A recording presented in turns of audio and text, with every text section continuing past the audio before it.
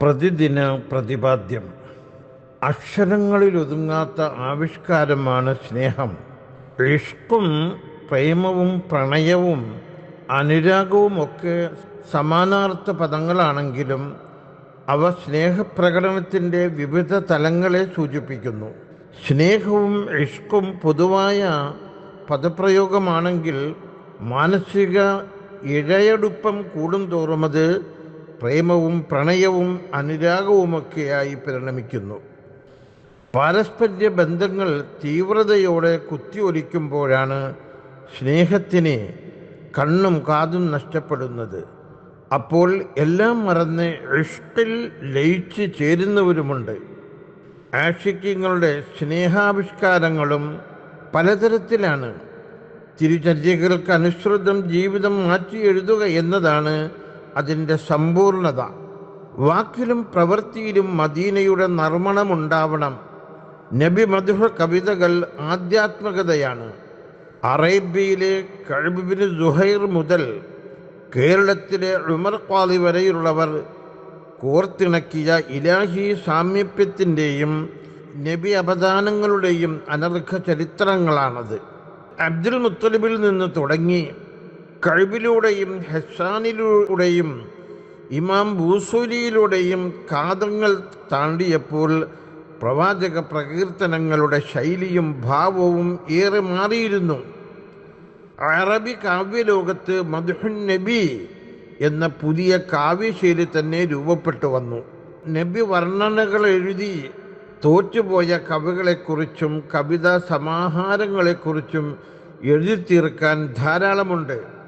പ്രവാചക സ്നേഹത്തിൻ്റെ വിശാല ചിന്തകൾ സമ്മാനിച്ച ഉമറുൽ ഖാഹിരിയുടെ അല്ലഫൽ അലിഫ്, റൗള ഷരീഫിന് മുമ്പിലിരുന്ന് സ്നേഹം പറഞ്ഞു തീർത്ത ഉമർ ഖാളിയുടെ സല്ലൽ ഇലാഹു, അക്ഷരങ്ങൾ കൊണ്ട് വിസ്മയം തീർത്ത അബൂബക്കറുൽ ബഗ്ദാദിയുടെ വിത്തിരിയ, ഇമാം ബൂസരിയുടെ തന്നെ മുളരിയ, ഇവയൊക്കെയും പ്രവാചക അനുരാഗത്തിന് അനശ്വരത സമ്മാനിച്ച കാവ്യതല്ലജങ്ങളാണ്. മറ്റനേകം ലോകഭാഷകളിലും അതിവിശിഷ്ടമായ നബിമദ്ഹ് കാവ്യങ്ങൾ വിരചിതമായിട്ടുണ്ട്. അഅ്ലാ ഹളറത്ത് അഹ്മദ് റളാ ഖാൻ ബറേൽവിയും വിശ്വകവി അല്ലാമ മുഹമ്മദ് ഇഖ്ബാലുമൊക്കെ അക്കൂട്ടത്തിലുള്ളവരാണ്. റൗളയുടെ മുന്നിൽ നിന്ന് പ്രണയ പരവശതയിൽ തപിക്കുന്ന ഹൃദയവുമായി ഉമർ ഖാളി പാടി, അത്യുന്നതനായ നബിയെ, അങ്ങയുടെ അനുഗ്രഹത്തിൽ പ്രതീക്ഷയർപ്പിച്ച് ഉമർ അങ്ങയുടെ ഉമ്മറപ്പടിക്കലിതാ വന്നു നിൽക്കുന്നു. അങ്ങയുടെ വാതിൽക്കൽ നിറഞ്ഞൊഴുകിയ മിഴികളോടെ കരഞ്ഞ് അവിടുത്തെ ഔദാര്യം കൊതിക്കുന്നു.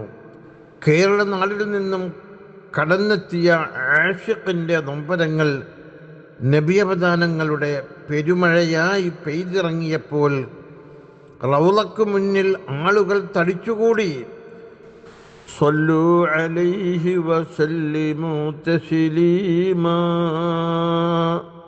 എന്ന മറുപടിയുമായി അവരും ഖാളിയുടെ സ്നേഹത്തിന് മാറ്റുകൂട്ടി. ഇഷ്ക് അണപൊട്ടി ഒഴുകിയതോടെ വിശുദ്ധ റൗളയുടെ വാതിലുകൾ മലർക്കെ തുറക്കപ്പെട്ടു. പ്രവാചകരെ പഠിച്ചവരും പറഞ്ഞവരും എഴുതിയവരും തുറന്നു സമ്മതിച്ചതുപോലെ ആ മഹത്വങ്ങൾക്ക് മുന്നിൽ വാക്കുകളും വരകളും മഷികളും തോറ്റു പിന്മാറുന്നു. ആകാശങ്ങളുടെ പ്രകാശവും വെളിച്ചങ്ങളുടെ വെളിച്ചവുമാണ് മുത്തനബി സല്ലല്ലാഹു അലൈഹി വസല്ലം. ആഷിഖിൻ്റെ ജിഹ്വയും തൂലികയും ആ തിരുവെളിച്ചം പകർന്നുകൊണ്ടേയിരിക്കും. മദീനയുടെ മഷിയിൽ ഇഷ്ക് വരച്ചവരൊക്കെ മുത്ത് റസൂലിനെ ഇഷ്ടം പറഞ്ഞ സൗഭാഗ്യവാന്മാരാണ്. പാടിയും പറഞ്ഞും അവർ മദീന താഴ്വരയിലൂടെ സ്വർഗതീരത്തണയും. നാദം തുടക്കട്ടെ. അല്ലാഹുവേ, ഭൂമിയിൽ ആകമാനം സമാധാനം നിലനിർത്തി ദുരിതങ്ങളെല്ലാം അകറ്റി ആവശ്യങ്ങൾ നിറവേറ്റി തന്നു. ഖാദിരിയ മജ്ലിസിൻ്റെ 40-ാം വാർഷികത്തിൽ 40 കോടി സ്വലാത്ത് പുണ്യ റസൂലിന് വേണ്ടി ചൊല്ലി ദുആ ചെയ്യുന്ന പദ്ധതി വിജയിപ്പിച്ചു. ആയുരാരോഗ്യ സമ്പൽ സമൃദ്ധി നൽകി അനുഗ്രഹിക്കണേ അല്ലാ. ആമീൻ യാ റബ്ബൽ ആലമീൻ.